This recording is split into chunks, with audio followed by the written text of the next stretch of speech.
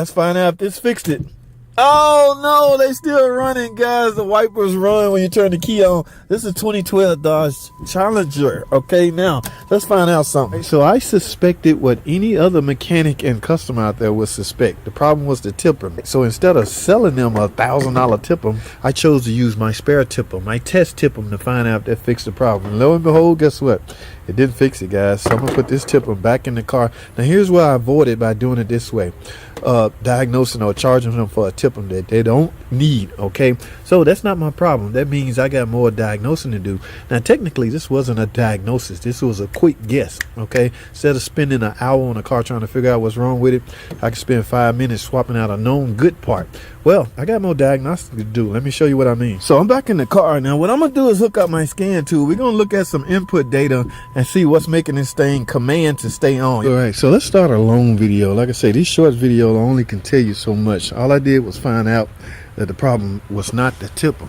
Now guys, you also don't want to burn up the wiper motor. So here's the fuse that controls the wiper. So simply I'm gonna show y'all both of them. Simply unplug the fuse and the wipers will shut off. So now the ignition's still on, which means I can carry on my diagnosis, but because the circuit is open, the actual wiper motor is not going to run. So what I need to do, I can do that later. What I need to do now is I can continue with my diagnosis with my test TIPM still in here. Guys, what I mean by that, let me explain, because I know y'all in the comment, what are you doing with a TIPM that ain't nothing wrong with? You must misdiagnose one. No, these TIPMs are responsible for a whole host of things. I'm talking headlights, turn signal lights. This is a totally integrated power module, meaning just that. Okay, it's all those modules, separate modules that used to be on the car. They're all now integrated into one module called a TIPM, totally integrated power module. So that was a smart move. They eliminated a lot of modules. However, with that, that brings on a lot of responsibility of one unit. In other words, one unit can be responsible for a lot of things not working. I think I replaced this because the left turn signal don't work. So I usually write on here what's not working, so I won't grab that trying to test something of the same nature. All right, so I know I didn't replace it because of wiper issue, which led me to believe that I can use it to test wipers. All right, but at any rate, that's not the problem. So here's plan B. JT, was plan B? You talking too damn much. I'm gonna tell you what plan B is. Like I said, I'm gonna continue with the diagnosis. Here's what we're gonna do, guys. We're gonna hook up a scan tube.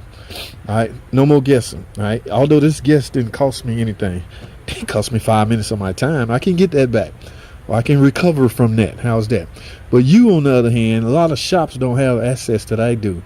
Y'all would simply, I know a guy in the shop right now say, "Oh, that problem's a TIPM." Yes, a TIPM would cause that, but you have no guarantee if something is a problem until you test it. All right, yeah. So now, mind you, a TIPM, because it's a module, it will show up on your topology screen of your scan tool. That's if you have a decent scan tool. I'm not talking about a rinky-dink ass code reader. All right, a lot of you guys got a code reader. What code did he get? No, you're not gonna see no P code for no TIPM problem in your Pep Boys or your advanced auto scan tool. In other words, you can't go to AutoZone and tell them, hey, see what kind of code I got. Their scan tool only read what the government mandates that car makers show. Okay, anything that will affect emissions, car makers by law have to let you be able to see that via a code reader. So it has to be visible on a scan tool, even a generic scan tool. All right, so this, however, is not. Wipers don't affect emissions, so it's not mandated that they show you what the hell going on in this. ABS the same way. This may not be, you can't read a scan tool or read codes on a generic scan tool from an ABS module. All right, again, I'm talking too damn much, so I'm gonna put this back. Ooh, they started working. No, I'm gonna leave it off. Here's what we're gonna do. Where's my scan tool? We're going in the car. Let me tell you my motive here. First, let's go get in the car. First thing I'm gonna do is erase all these codes because a lot of them was set erroneously. Clear all DTCs. So now, with all the DTCs eliminated, I should have a clean slate, right? So let's look at the topology. Well, everything blue except the TIPM. Now, guys, forget all of this. Here's what I want you know, you guys that like to diagnose cars, we want to look at input. Okay, so the only place you're gonna see what I mean by input, I want to see these wipers are controlled by the BCM and bust out to the TIPM.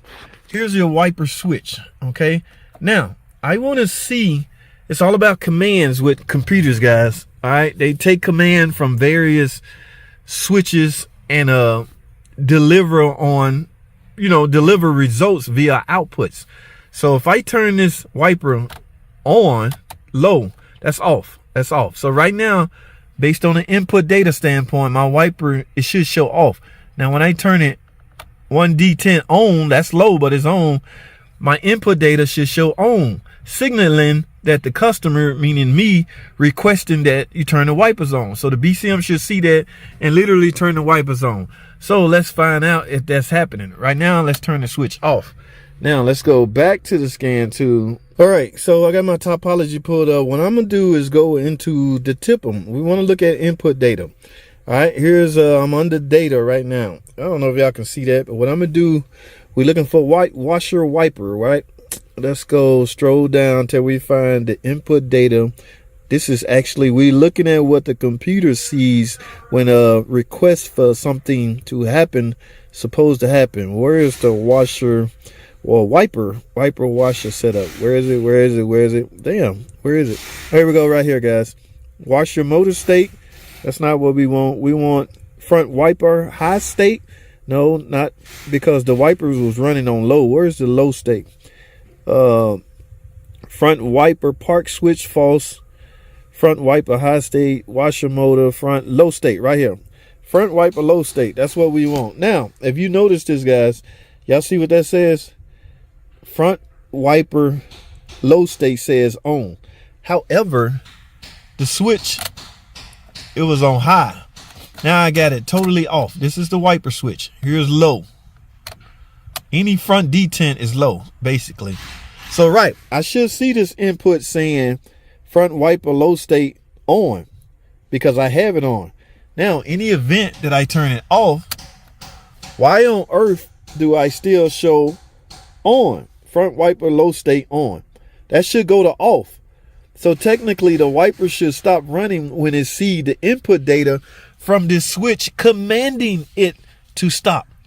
All right, remember, off, low, off, low, off, low, off, low. That's why input data is crucial, guys. That's why you need a scan tool that will show you inputs and outputs. There's no reason to test output. The output is verified because the damn washers is moving, or the wipers is moving. Wiper just going on and off.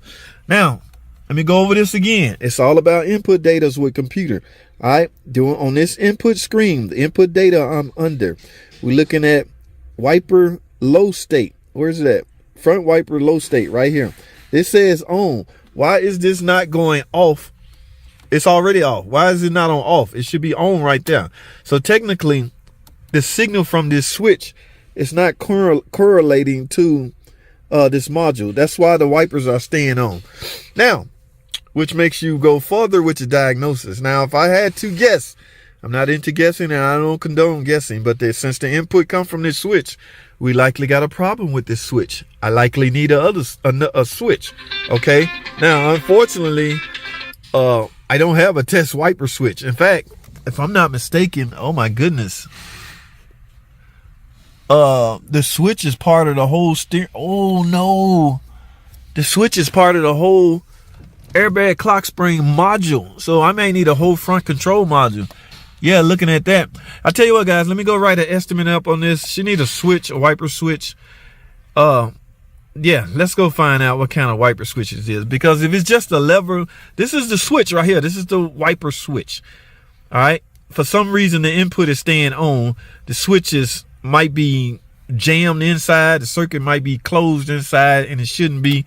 The switch part, this mechanical part right here, may have failed, signaling a constant on switch from the wiper switch, but that's not the case. As you can see, I have it off, but it still shows on the input data.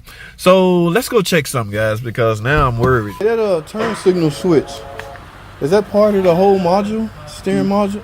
No. Yeah. I gotta see a picture of it, man. Can you pull it up? Yeah.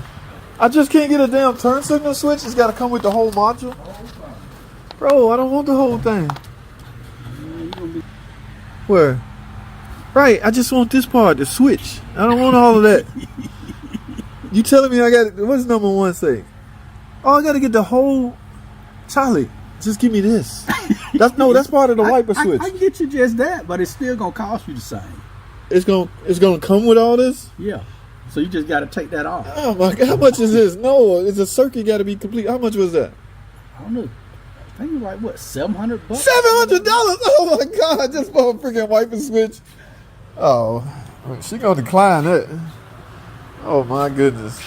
$700. Oh my goodness, $700 plus two hours labor, 3 hours labor. I don't know what the labor. It's like doing a clock spring job, guys. All right, I gotta go because now I already know where this is gonna lead. Y'all hold tight. Alrighty, guys, y'all heard that? I had to get this whole damn thing. That damn thing, $700 plus, like I say, 2 to 3 hours labor. That's going. Oh my goodness. Let's see, $246 and $700. We talking almost $1,400 just to get your freaking wipers to work. All right, that's what I say. Car makers, man, it's. I don't know. Well, we can't blame this on the TIPM because the TIPM is not the problem. This is similar to a TIPM. Before, in the past, the wiper switch was not connected to the front control module or the steering module. Okay? Yes, now it's part of the... So if you need a turn signal switch, you need that whole steering control module that I just showed y'all. If you need a wiper switch, you need that whole control module. If you need to push to run your washers, you need that. And this is the headlight switch and everything. So if you need a headlight switch. So everything is integrated to one module, guys. That's the world we moving to. So y'all better get used to it, all right? And it could get expensive. But I just want to show y'all diagnosis. I wouldn't even call it diagnosis, guys. You can call it whatever you want to. I'm in a situation now to where speed is a virtue where I'm at now. So I have to diagnose things quickly, and I'm unable. Like your boy Ivan with Pine Hollow, he got time to sit down and go through. He can do that. I love watching Pine Hollow. But I'm not set up to do full tutorial videos. There was so much I could have went through and showed you guys how to get from point A to point B on situations like this, as to why those washers are. Yeah. So, but now here I left something out. Okay, if you want to go a step further and verify 100% that it's the turn signal module, you need to go to the TIPM. In fact, let's go to the TIPM. You need to go to the TIPM, find out, look at the wiring diagram and look at the wire that comes, or the wire circuitry that comes from that wiper switch. Underneath these TIPMs, let me use this, circuit boards. All right, connectors go here. So find the wire, find out which connector it go to. Simply pull the wire out of that socket. It'll be forced to go off, okay, because it's not getting the on input. From that point, if the wiper stopped, then you're 100% sure that the switch is faulty. Okay, some people want to go even, how you so sure? Well, I'm telling you how. Just take away that circuit that's responsible for delivering the command for the wipers to be on. In other words, we're getting a false command. We're getting a false on signal, on command signal to operate the wipers when the switch is literally off. All right, that's all I have, man. I gotta go. Let me swap this back to normal. I appreciate y'all tuning in. Thanks for watching.